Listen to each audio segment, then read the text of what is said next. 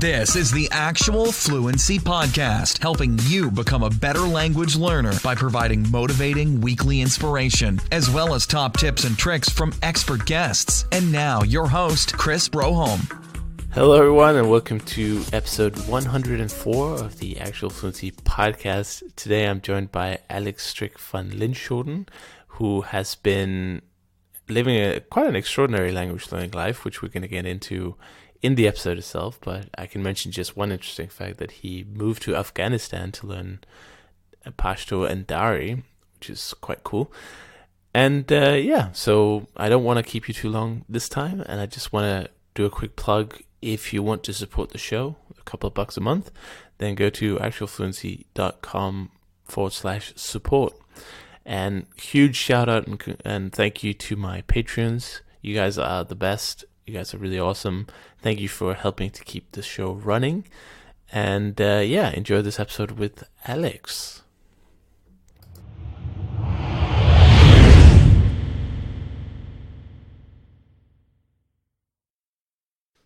All right. Well, then there's only one thing to do, and that is to welcome you to the show, Alex. Thank you so much for taking the time to come on. Thank you so much, Chris. As a long-time listener, I'm very happy to be here and talking to you. Fantastic. And I know we have a lot of cool stuff to get into today. So why don't you just get started with telling the listeners kind of how you got into languages and where that passion of yours came from? Well, I mean, as I'm sure, like a lot of people, I kind of got into languages at school, mainly because we were kind of expected or forced to kind of study a variety of languages. I studied kind of ancient Latin and Greek, and French and German, and I kind of came from a family also where language learning was kind of taken for granted almost. My parents both, we moved house quite often every 3 years because of my dad's job. And every time we'd move to a new country, there would kind of be this expectation that, both my parents would learn the language and kind of work in that language relatively quickly. So language learning and the ability to learn languages, I always saw that as something that anyone could do and that it was possible. And I always tell students and people that I work with now that 70-80% of learning languages is like a confidence game. Yeah. And that you as long as you realize you can do it, like that's most of the battle done, because the rest is just kind of following through and keeping going and all of that. So that was kind of a really important model, I guess, for me that has proved useful. And then later on, I kind of got involved in kind of university level study, and then for my work in Afghanistan and other places in South Asia, I kind of saw that it was kind of a great way to kind of interact with people that I wanted to talk to, and to not have to pay translators and all of the things like this, and to just supercharge my ability to do my research and my work and so on. And I've always been interested in kind of study methods and how to do it in the most efficient way, or how to do it in the most interesting way, so I kind of read up a lot on this kind of meta element of like language learning as well, which I find really fascinating. So all of that together, I've just kind of played around and experimented for a number of years. Awesome. And so you would say your original kind of when you said research, I assume it was some kind of academic project, and that took you to Afghanistan. To what did you study?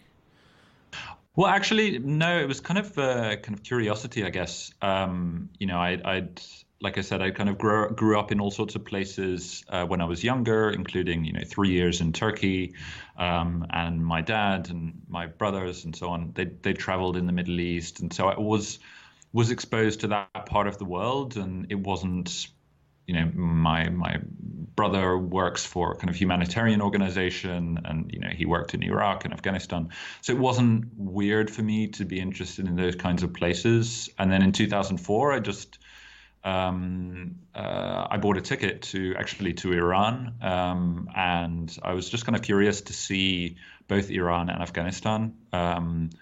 And all my friends and family told me I was going to die, and that I shouldn't go, and Right. that this was a horrible decision.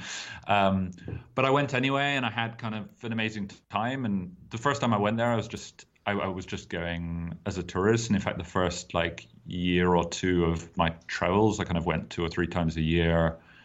And each time was just kind of traveling around, getting to know people, starting to learn the language. It was just, kind of scratching that itch, that kind of curiosity. And then the language, just partly because of my upbringing, I guess, and just who I am, like it became something more and more important for me to acquire that, to be able to travel to like the more distant parts of the country, and to be able to kind of just handle things for myself. And then slowly I kind of got entangled in a whole bunch of different projects. I was translating or managing a team of kind of translators and having a kind of media startup, I guess. Working to translate local media articles and radio and TV monitoring. And then I did some work working with a former kind of senior member of the Taliban to basically ghost write and ghost edit his memoirs, and a whole bunch of kind of other projects like this. And then, because all of this is kind of history and politically related, I ended up doing a PhD in history. But my interest wasn't really academia. It was more in the place and the things that I'd seen and the people who I was speaking to. That's, there you go. I mean, that's pretty incredible. You go from being a tourist to suddenly ghostwriting the memoirs of a Taliban leader. That's not many people get to say that. Right. But I mean, it just goes to show, I think, I think that the value of learning languages, I feel any number of people could have done that to some extent. But the thing that really gave me the edge up was the fact that I was able to work in Pashto and in Dari, and I had, some Arabic from a university degree, and all of these things, really helped me either get access or work with sources or interview people in a way that I just wouldn't have been able to do if I was only speaking English.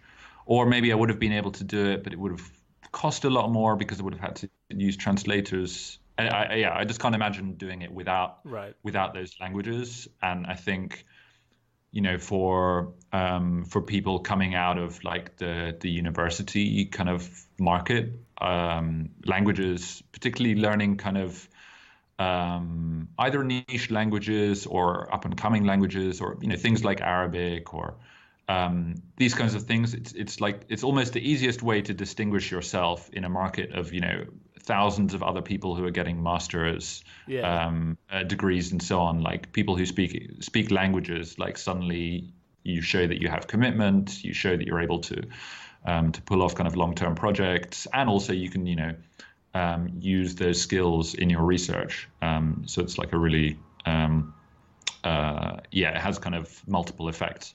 Yeah, I like that as well, and it's something that I often mention here on the podcast, that if there might be young people listening out there who are not really sure what to do with their life, and I'm always saying, like, there's no way that learning languages can be a hindrance to anything. You can always open new doors, and like if you learn a couple of languages before you're 20, I mean, you're gonna pick and choose whatever you want to do, really, where you want to go. But it brings up one question that I thought about, because in your about page as well, I saw that you wrote a little bit about the lack of materials, and I just wanted to talk a little bit about that, because when you arrived in Afghanistan, you wanted to learn the language or languages. I'm not sure how the split between the two you mentioned are, but how did you attack that? Because I assume there's no like colloquial or teach yourself. Assimil. Assimil, yeah. it's kind of been weird. Like when I first arrived, Afghanistan was kind of falling off everyone's radars, at least in terms of like the international like English speaking presence, and they were all focused a little more on Iraq um, uh, and the number of materials available were pretty few, and they often dated back to the 1980s, which was kind of the last big international involvement in Afghanistan. And it was, just not pretty variable quality. And I mean, just kind of two things on the languages. So you have Dari and you have Pashto. Pashto is a language which has a lot kind of similarities to Urdu and shared loan words. Dari is basically it's a version of Persian or Farsi that they speak in Iran. The useful comparison, I guess, would be between French and Canadian French. Right. I think that's the difference between Farsi and Dari. Dari was a little bit better, but Pashto, there was more or less nothing available. I just moved down to kind of southern Afghanistan to this essentially kind of large village in Kandahar. There were no materials available. The only textbooks were available had been written by frontier soldiers in 1911 or 1915 or something like that. And you get these old PDF scans available on like archive.org and with like grammar written by Sir whatever. It was pretty much a nightmare to find materials, useful materials when I was learning. So Pashto is like the language which I've learned in a different way to normal languages, to most of my other languages, in that I was just stuck in a room with people who didn't speak any English, and I was stuck in that room kind of for 2 or 3 years. And you pick it up, you figure things out, you use kind of different, kind of little vocab guides and things like that, and you learn words here and there. So that's kind of how I learned Pashto, it was kind of, you had to make your own materials to a certain extent. And I've encountered this subsequently, dabbling a tiny bit in Somali, and even, relatively big languages like Urdu. The materials for a beginning kind of learner aren't that great, right. Either, or at least the materials have only started to get good in the last year or two.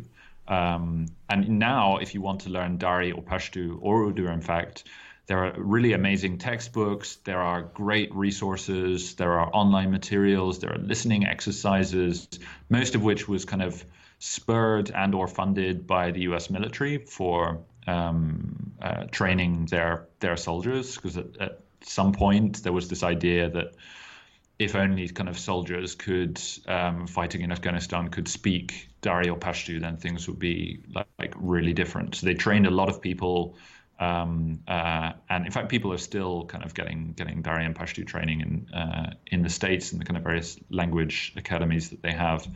But so the materials are really, really good now, or at least certainly comparatively. But at the beginning, it was a question of gathering together vocab lists, getting people to record sentences, adding pictures and words and stuff on Anki. It was that was the time when I was also kind of discovering the various methodologies and so on of learning languages and this kind of meta skills. So that went quite well together. But it's hard if you're learning a language where there aren't materials available. Yeah, I mean, learning a language in and of itself for most people is quite a challenge, but when there are no kind of guided help available, then it just becomes even more difficult. But as long as you have the time, and I guess immersion helps a lot in that respect, that you can kind of get it, you can absorb the language locally. I mean, it would have been harder if you were sitting back in Western Europe and doing Pashto. So being there is definitely an advantage. Yes, although I'm I kind of have go back and forth between the do I need to be in a place to really learn the language. Sometimes I feel being in a place encourages you to be lazy, or to get a full sense of confidence from being able to solve kind of basic problems. Yeah. Once you get to that like lower intermediate level, and you can deal with the cashiers, and you can order the taxi, and you can tell them where to go, and all of that, then there's this like massive impetus to just slow down and like, oh, you don't need anything else really, and you can get really comfortable, and so. And yeah, there's also, there are also really a lot of things that you can do, outside the country without needing to step foot in it. Certainly the idea that you can't learn languages without being in the place, I would push back against that. Yeah, I agree with that sentiment, and I think that it's one of those common myths that people tell me, especially the people who are not in the language learning community and haven't heard any of these meta strategies that we commonly toss around. But I often get people who ask me, how can I learn French if I can't afford to go to France or live classes or something? And when I said I was learning Russian, people were like, oh, so when are you going? I'm like, what? Going where? And they're like, yeah, Russia, of course. It's like, no plans of going right now. So I agree with you that it's not a decisive difference, but I think that probably a mixture of both is probably best. Learn at home and practice in the country. Maybe, I don't know, something like that. I just go back and forth. We live in this kind of golden age of language learning materials. I feel, particularly for the more common languages. Just try describing the experience or the resources available for free to someone, who wants to learn French or German or something like that, or Spanish. Like, you've got Duolingo, you've got all of these textbooks, you've got all of these online kind of text repositories, you've got Blue, you've got podcasts, YouTube videos. Yeah. There's almost no excuse for people not to learn languages, particularly those kind of basic ones like French. Yeah, I agree with that. And also the problem might be that there's too much to choose from, so people get a little overwhelmed. But that can obviously be solved a little bit easier than having to write resources from scratch. Yeah, and I've had that in my my own kind of study, recently. So I mentioned earlier that I have a university degree in from the School of Oriental and African Studies at SOAS in London, and that's in Arabic and Farsi. And so I did a 3-4 year degree, including 1 year in Damascus in Syria, and that was 12 or 13 years ago. And then more or less after I finished that degree, I moved permanently to Afghanistan after I'd been traveling in there for a while. And I didn't use my Arabic for 9 or 10 years, pretty much. Obviously the script is shared between Dari and Pashto, but that was about it. I wasn't really speaking to people, and I wasn't really reading much. I wasn't really kind of maintaining it. And I'm sure you can attest to what happens when you don't maintain your languages. Like it's things fall off pretty easily. And I spent more or less the last 2 or 3 years getting it back and kind of resurrecting what I knew and kind of going past it. And this issue of like the number of materials became like kind of a problem, because now there are really good materials for Arabic, and you kind of spoiled for choice in a way. Yeah. And I found myself at the beginning just kind of flitting between one book to another, and that wasn't the worst thing, but I could have been a bit more focused about that. For sure. And Arabic is one of those languages I definitely want to tackle at some point, and I know that a lot of people are learning it, and I was wondering if you had any kind of ideas about strategies people could employ to be more efficient Arabic learners, because obviously you got a lot of dialects, and it can seem a little bit intimidating also with the different alphabet and stuff. So if I had to learn Arabic tomorrow, what kind of advice or a strategy would you suggest for me? Well, I think first of all, I would give like a piece of kind of mindset advice about the alphabet. A lot of people, I've even heard people, say, oh, I can't learn Arabic because it has this difficult alphabet, and they'll put off learning the language simply because of the alphabet. Right.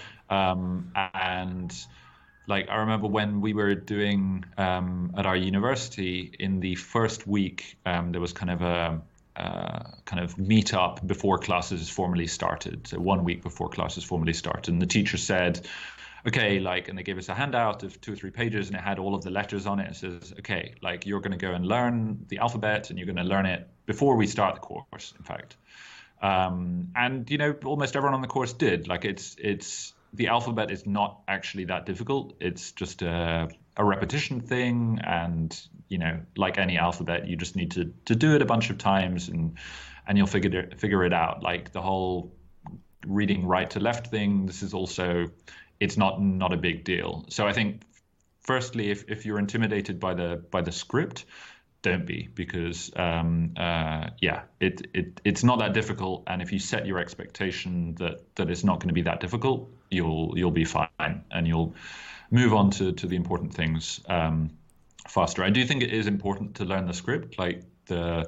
You'll miss out on materials which are only available in kind of original script, and B, you're not gonna, your pronunciation is probably gonna suffer as well. And yeah, I mean the on the kind of problem of dialects and the written language, and which to learn and which to focus on and which to begin with, this kind of depends a little bit on your goals. Some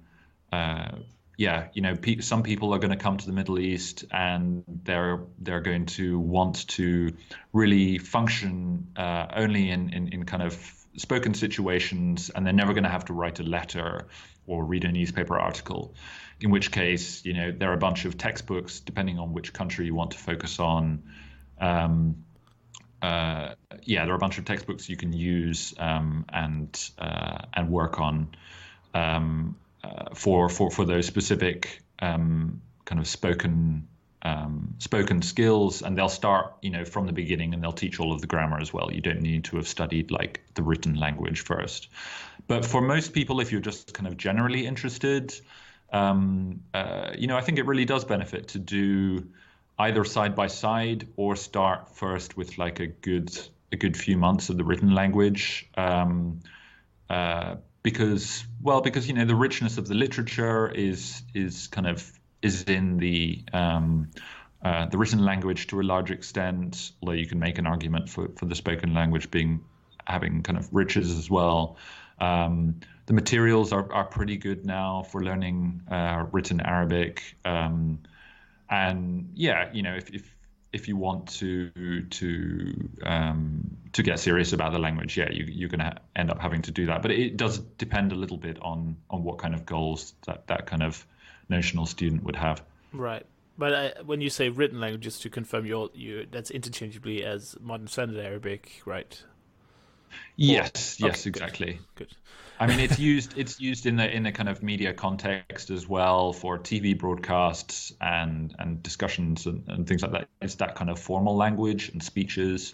But if you speak to someone on the street using that written language, they'll understand you, but it's like Shakespeare landed from a time capsule and he speaks to you in that kind of English. It has that kind of sense or affect to it. Right. I guess it's a good start if you don't know anything else, but you want to get to that spoken languages at some point. And there's this kind of ongoing debate in how, among teachers and university departments, on how to teach Arabic. Most university departments teach the spoken kind of variety predominantly. The written variety. And the spoken is almost seen as a kind of add-on. Certainly in my university degree, there was an hour a week for spoken out of, 15 or 20 hours of kind of tuition. And yeah, you had to kind of the third year of study was they sent you off to some university in the Arab world. But there wasn't much emphasis placed on the dialect stuff, in part because the teachers, they're university professors, they're interested in the literature, they're interested in that written and grammatical part of the language, so they kind of play to their strengths. But there are some new approaches, particularly in the US, with universities taking a kind of dialect first approach. But yeah, it's kind of, when you open that issue, it's really opening the kind of the language wars. Right. Yeah, it's tough, I guess, if you're just, as you say, generally interested. Well, how do you even pick a dialect? I guess you have to go with the biggest one. Would that be Egyptian, or I'm not sure. But I guess you just have to make a call and just adapt later. Yeah, and I mean, if you're just generally interested, I think there is an argument to pick a dialect or a dialect group where there are good materials. Usually once you start to get serious, you have to basically narrow down on a particular country that you're interested in. But the best materials, I think, at the moment are currently available for Egyptian. Right. And there's really, really great series of textbooks for a number of series of textbooks for learning Egyptian, great dictionaries, great transcripts of dialogues, audio files, great YouTube videos. Like, for someone who doesn't really know where they want to go, like, Egyptian is great. Yeah. Awesome. Good tip. And speaking about general language learning, you said that you started to become interested in meta learning quite a while ago. And how has that affected your language learning to how you learn today compared to back then? And do you have any kind of aha moments that you thought, this is actually pretty cool? Yeah, I'm not sure whether any of it will be any kind of great revelation to the listeners of this podcast. I've certainly heard people talk about the various things, and I've heard of various kind of techniques or strategies from you and kind of fellow language podcasts. But I suppose I've kind of become more interested in finding ways to save myself time. I think in the past, certainly, my school experience was language learning means working your way through a textbook. And textbooks are great, and a well-designed course and textbook, like, you can't that's kind of irreplaceable in a way, and that's always a great place to start. But you might want, when you come across, languages where there are few materials, that's one circumstance where you have to be a bit more creative, or or maybe you've done a bit of study in the language before and you don't want to necessarily go all the way through the very basics of the language again, or people come at languages from different places and from different levels, and textbooks aren't often best placed to cater to them. They're really good if you know nothing and you want to start from nothing and you want to quickly work your way through a good, decent chunk of vocabulary and grammar and so on. So yeah, part of it has to do with the fact that I sometimes I wanted to learn languages, or I wanted to return to languages that I'd studied in the past, but I didn't want to repeat things. So then I kind of got interested in, frequency vocabulary lists and finding ways to make learning more fun or intuitive through reading or through listening skills, or, I kind of figured out various ways of working effectively with italki teachers. There are all sorts of little kind of tips and tricks that you wouldn't necessarily know until you've done it a bunch of times, or you listen to people who have also kind of had to figure that stuff out. And part of it also is skills to do with learning languages where there are few materials. So how do you gather together? What if there is no frequency list for your language? How are you going to start figuring out what are the kind of important words? What if there are no beginner level reading materials? How are you going to figure that out? And actually, for that one, kind of tip for any listeners. Go to the Ministry of Education of the particular country where the language that you're hoping to learn is located. And I think most countries generally have their kind of primary school, even some cases secondary school textbooks available for free download. Certainly Pakistan, that's the case. Afghanistan, that's the case. Many countries in the Middle East, you can download like PDF files of textbooks from grades 1 through 12 or so. And this is perfect language materials. It's all, target language only, which is wonderful. I'm a great advocate for that. It's like huge at the beginning, particularly it's like huge letters, so you don't need to like decipher scripts. Sometimes they come with audio materials. That was a really great one when I found that. I found, all of the 12 years of Pashto language school materials for like history lessons, religious lessons, maths lessons, language lessons. Yeah, that kind of stuff is perfect for a kind of beginning stage language learner. Yeah, that's a cool tip. I haven't heard anyone else share that before. But I guess the whole language learning, when I started this podcast a few years ago, I was sure there was some kind of secret. There was some kind of, there must be some trick that people are using to learn languages, because in my mind, learning a language is something, it's a huge task and it's a huge job. And I wasn't even sure if I could do it back then. And then I was like, okay, I'll just interview everyone and I'll find it. And now 100 episodes or so later, I just realized that learning a language is super simple, but it's not exactly easy. So a lot of the kind of suggestions, tips, and I guess you can call them secrets in a way, tactics, is really predicated upon making it easier to do the actual studying. It's like running a marathon, taking one step is super easy, but taking them, 100,000 times in a couple of hours, that's very difficult.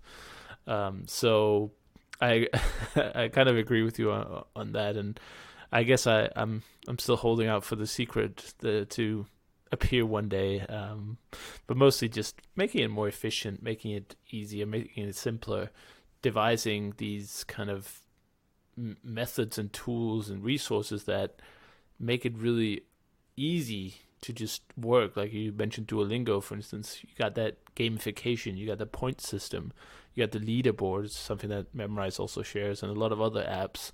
And I really think all these features help a lot when it comes to maintaining the motivation, which is, in my opinion, the fundamental strategy or tip you need. You just need to find a way to maintain your motivation for as long as it takes to complete the goal of whatever language you want to complete. But of course, that's easier said than done.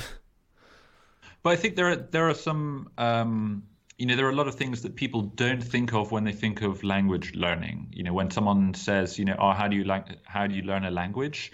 And the kind of advice they expect to get relates to, vocabulary learning or mastering grammar or stuff like that. But I do work with kind of one-on-one coaching of language students, and most of my work actually has nothing to do with language, which is why actually I coach people who are learning languages that I don't know. Right. Most of the work that I do has to do with setting goals, has to do with often keeping a log that helps some people, other people that really doesn't help. A lot of people won't know about the idea of spaced repetition, or they won't have heard of the idea of kind of frequency lists. So there are some kind of key principles and concepts language related and not, that, once you kind of plug that into the way someone's studying, then suddenly they kind of speed ahead. Yeah. Yeah. I totally agree. And I guess the secret sauce of how to learn 30 languages in 20 years, that's going to be a later lesson. But yeah, the way people study, I guess that's built on how you grow up. When you grow up and see that nobody learns a language in your school, then you feel like, well, learning a language is impossible. Of course, your upbringing was very different. And actually, I think one of the first times that I've actually heard somebody have such an open-minded family about learning languages, and where you said, when you traveled, that it was kind of obvious that, sure, you're going to learn the language quickly, or your parents were, whereas most people are like, they live in a monolingual family, and the only foreign they know is like pizza and pasta, and they might be able to say hello and thank you in a couple of languages, but the idea of learning a complete language from scratch on your own without classes is almost a fairy tale. So it starts with the belief that you can do it, which you also mentioned earlier, and working on your mindset and how you set goals, how you actually put the hours in that you need is really what it's all about. I've come to realize. Yeah, I actually had, when I was younger, I remember I had kind of an unspoken rule, or a rule I kind of only had for myself, that I would never travel to a country where I didn't, I wasn't able to at least have a conversation with like someone else my age. So that came from that kind of background, but it's purely a mindset thing. It is, yeah, for sure, and that's I mean, in a humble way, that's the entire mission with this podcast and what I do. I call it language encouragement. I think somebody else came up with that term. Just, I'm not taking credit for that. But the encouragement part is basically showing people that it's obvious, that it's possible. Sharing stories like your own, where you make it sound ridiculously easy. Of course, I know actually learning Pashto in Afghanistan must have been quite a struggle, but that's just listening to the story and that somebody actually did it is going to motivate someone who's sitting at home in Sweden thinking, oh yeah, if this guy can learn Pashto, I can definitely learn French in a couple of years, So that's the entire kind of mission and goal, and I hope that's the result of people listening to this is the mindset first and foremost. Like, we have to make people understand that it is possible, and once it's possible, they're going to do it at some point. Just need enough of encouragement. And a bit of time. Oh, yeah, lots of time. That's a whole different problem. That's when people listen to someone who's really good at learning languages and they think that they can learn French in 3 months, whereas that's probably possible for anyone, just saying. But for most people, it's probably not very realistic. And then you get the kind of the fallback of, oh, I didn't get anywhere in 3 months, I'm probably useless anyway. Just because this guy did it doesn't mean I can do it. And so that's the whole thing of setting realistic expectations, which is just a funny side story. That's actually the first module in the course I designed on motivation. So I find that absolutely key. Like, expectations above all. If you don't have the right expectations, you're doomed to fail, I think. Yeah, and avoiding that. I mean, you kind of mentioned this kind of comparison game. There's this kind of almost kind of performative aspect to some elements of the kind of polyglot community, which I'm not entirely comfortable with, where it's about numbers. It's about I did this in 1 month or whatever, and great. But I never find that stuff to be particularly useful to anyone, to know that you did it in X amount of time. I mean, it's great to find ways to save time, but if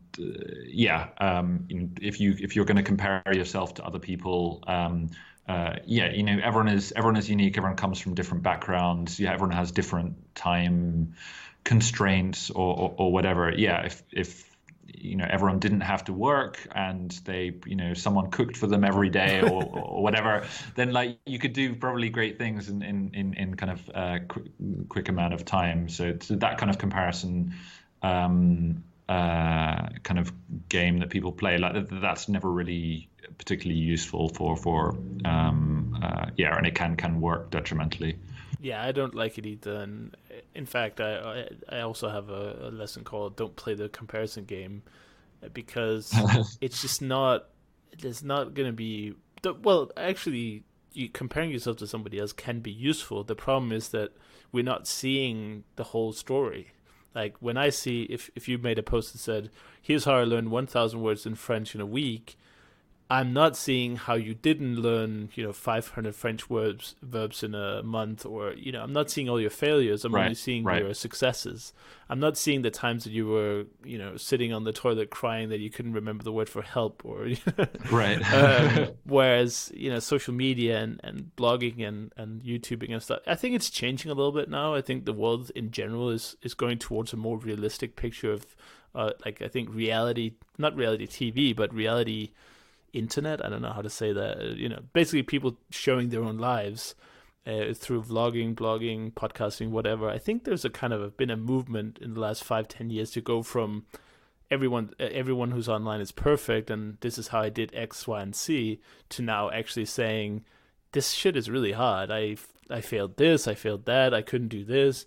But it is still a kind of representative problem where you're living your entire life, but you're only seeing people's highlights on Facebook, right? So that's my biggest problem with comparison, actually, that you don't have the full story to compare with. And someone like, let's just say, pick Benny Lewis, I often mention him. If he learns, let's say, I don't know, Catalan in 3 months to a reasonable conversational level, you might be saying, I failed learning Catalan in 3 months, but Benny did it. You're not really saying Benny has learned 12 other languages, so he has kind of a different background. Sure, yeah. It's easier, yeah. It's all about background, and it's all about basically, who are you? Like, why are you learning the language? Are you learning the language because you want 10 languages on your badge at the Polyglot conference? I'm sure there are people out there doing that. And in some kind of way, I don't mind that, because if people know that's what they're doing, then I don't mind. There's some kind of vanity in it, of course. But of course, I'd always encourage people to learn languages for real real reasons, useful, going to countries, or maybe for cultural reasons, for family reasons, interests, of course, and learn them well. Stop dabbling. But that's just a pet peeve of mine. Yeah, and I mean, I've been really pleased to see kind of new strands or strains come out of the polyglot community in recent years. And I think particularly the first person who comes to mind is, I might misremembering his name, Richard Benton, who's kind of been writing on his blog For Love of Language, I think.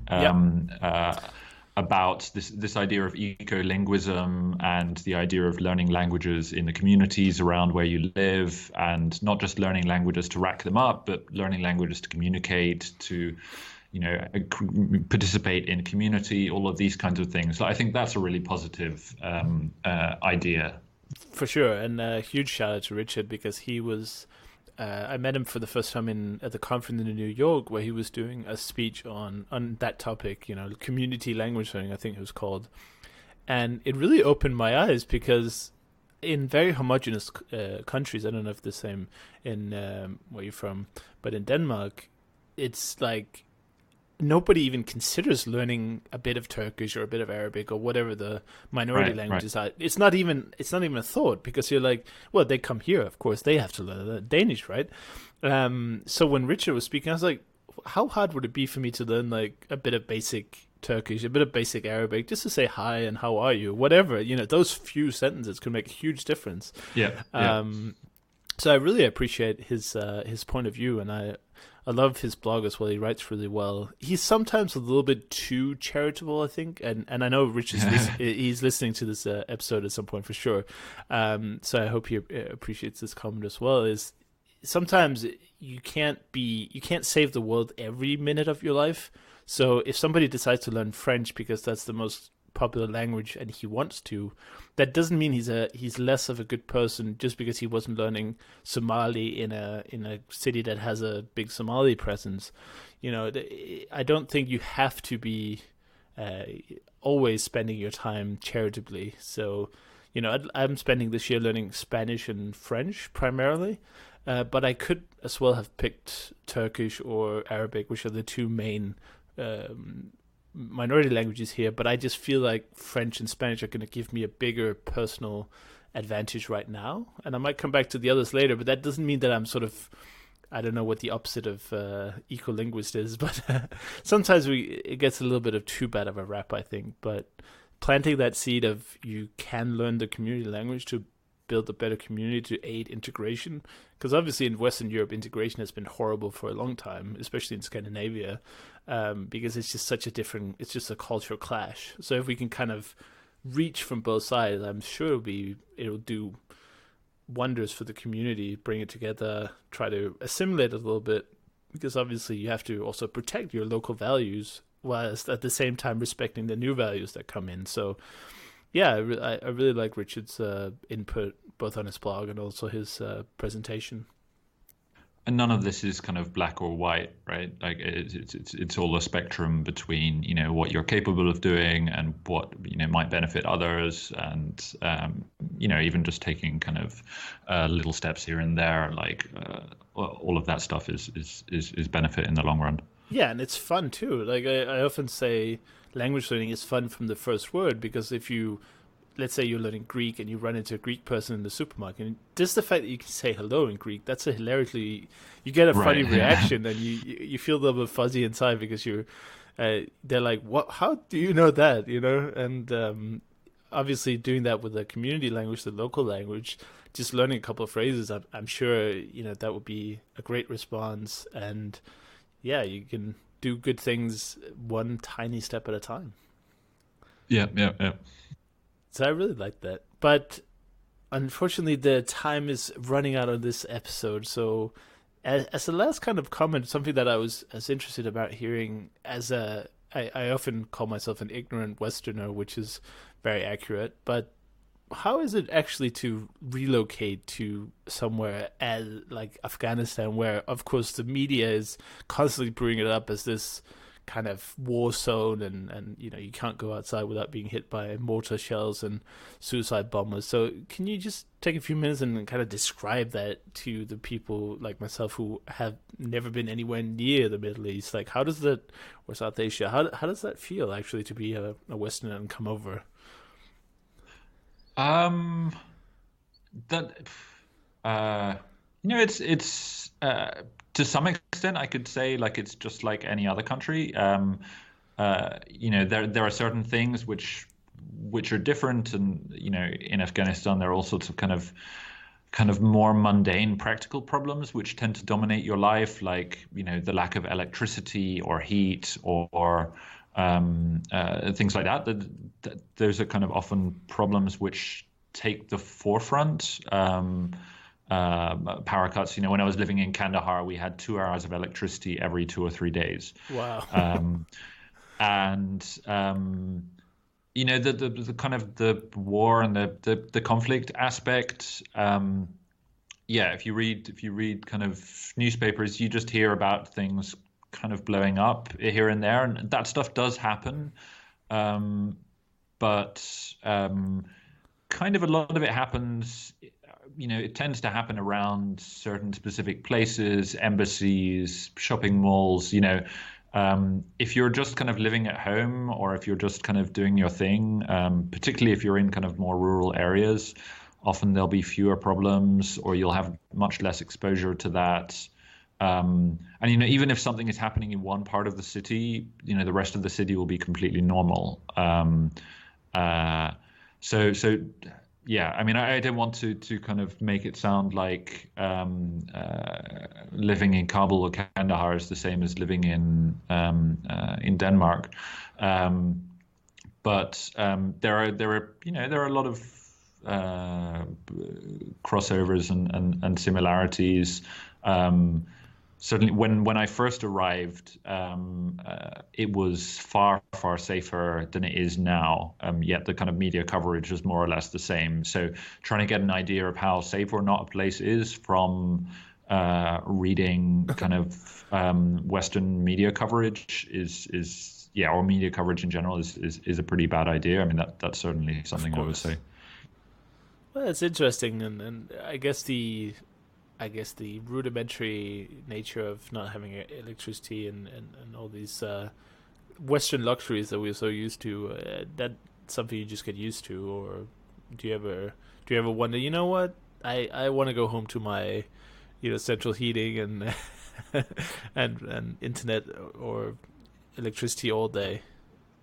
I'm a great believer, particularly since this time, in the virtues of taking things away, or the virtues of kind of paring things down, whether it's in terms of your goals or the number of possessions you have, or the things that you're dependent on.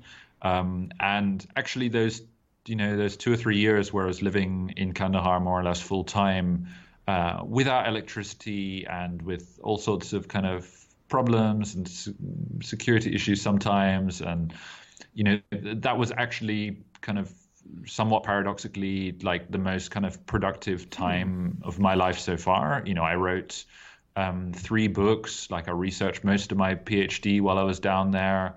Numerous articles, research projects, did interviews, started a kind of huge archive resource project. All sorts of things that, when you turn off the internet, I'm a big proponent of turning off the internet. When you turn it off, like, it's amazing. Like, you have pen and paper and you return to that, and kind of, it's amazing how much you can do when you don't have distractions. Right. So would that be kind of a lesson that no matter where you live in the world, you're going to take with you from that experience? Yeah, I actually, I quite often I simulate that experience. I use tools like Freedom and just turn off my internet. Sometimes for all of the day, I'll just exist without the internet, just so the temptation isn't there. And sometimes I'll even type stuff on kind of a digital typewriter, which doesn't connect to the internet. And yeah, I'm a big believer on turning all of that off, because more often than not, like, the hard work of thinking is not something which requires the internet for. Right. It's an idea that I read recently in Cal Newport's book, Deep Work. Deep Work, yes, exactly. Great book. Yeah. Well, I mean, it's funny in these self-help books, I've started reading a lot of them, and I must be honest, most of them, like, the experience of reading is obviously not just getting information. If it were, then every book would be like 1 page. But I just think that Cal especially is really good at, like, adding like a million anecdotes to support one main point. And I just don't understand, right. Maybe I'm just a Philistine, which could obviously be true. But I just don't understand these books that are like 300 pages long and the cover is basically the point. Like, you need to don't be distracted, do more of this deep work, because that's where the creative process happens. It's just a small pet peeve, I guess, but I've seen it with other books, and Cal is someone who just keeps throwing anecdotes at you mercilessly. Yeah, about all of the papers he wrote. And so on. And I agree with you, but at the same time, I know sometimes people, you need that context to be able to get into an idea, and I mean, just purely on a kind of practical level, the publishing industry wouldn't work really, with shorter books. So I get why it exists in that way, but yeah, I hate that as well, where you have like an article which was then kind of 2 years later it kind of comes out in book form, and you're like, oh, I'd love to find out like more about what this person thought, and actually there's nothing else. It was just like stories, more or less the article point. with a few stories. I've seen that a few times as well. But of course, reading is enjoyable mostly anyway, and I guess it's part, when you read these very practical books, I guess it's just to get the information, but also have a good time reading it. I guess some of the stories have merit, and you can kind of see different, I guess, adaptations of the idea. Just to give another example, like Grant Cardone's 10x, for instance, it's just like his main thesis is we should 10x our goals, or 10x everything, actually. 10x actions, 10x goals, 10x everything.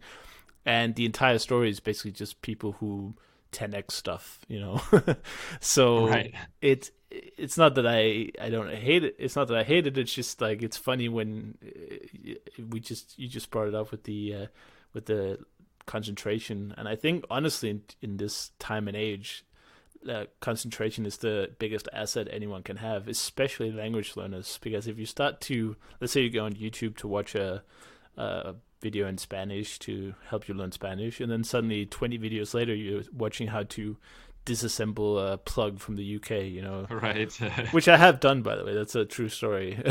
So I really believe that, but it's so hard. I mean, as somebody, I was born in '88, so I was kind of brought in with this. I was brought up with this technology, and I basically always had a smartphone. So the idea that disconnecting is just so foreign to me. Like I don't know how I would feel if I disconnected for more than, let's say, a day or two. I would probably start to get antsy and. And that was actually part of the reason why I have on my website a kind of language learning tool for basically for taking away that kind of decision making process. Like I just got so overwhelmed by like the number of options. If I'm learning French, I could go on Duolingo, I could go and watch something on YouTube, I could learn words on Memrise, I could do stuff on Anki.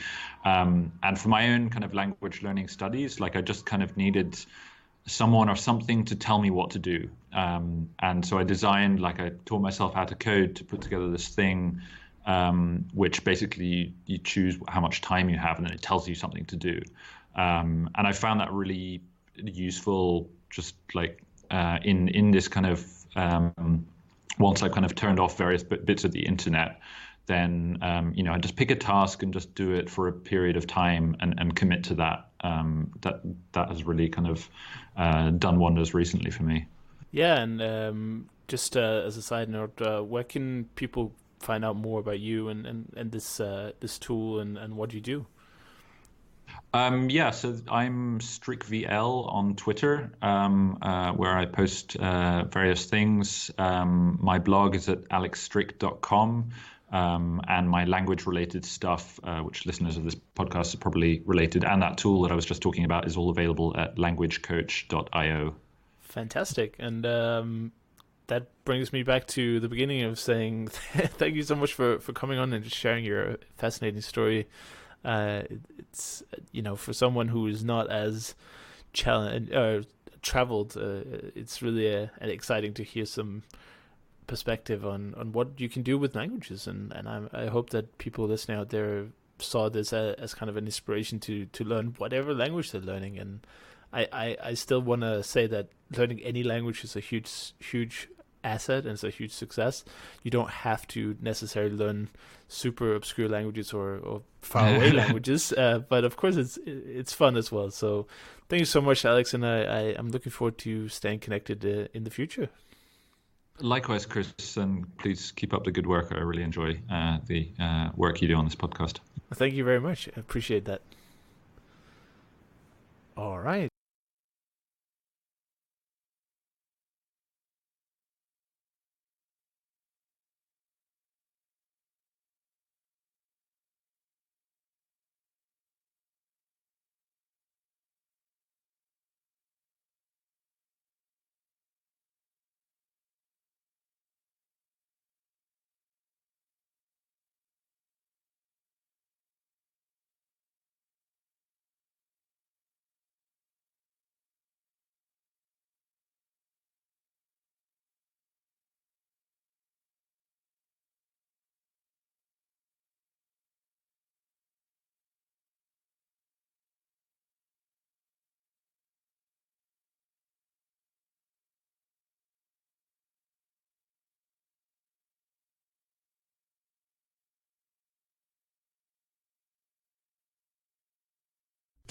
Thank you for listening to the Actual Fluency Podcast.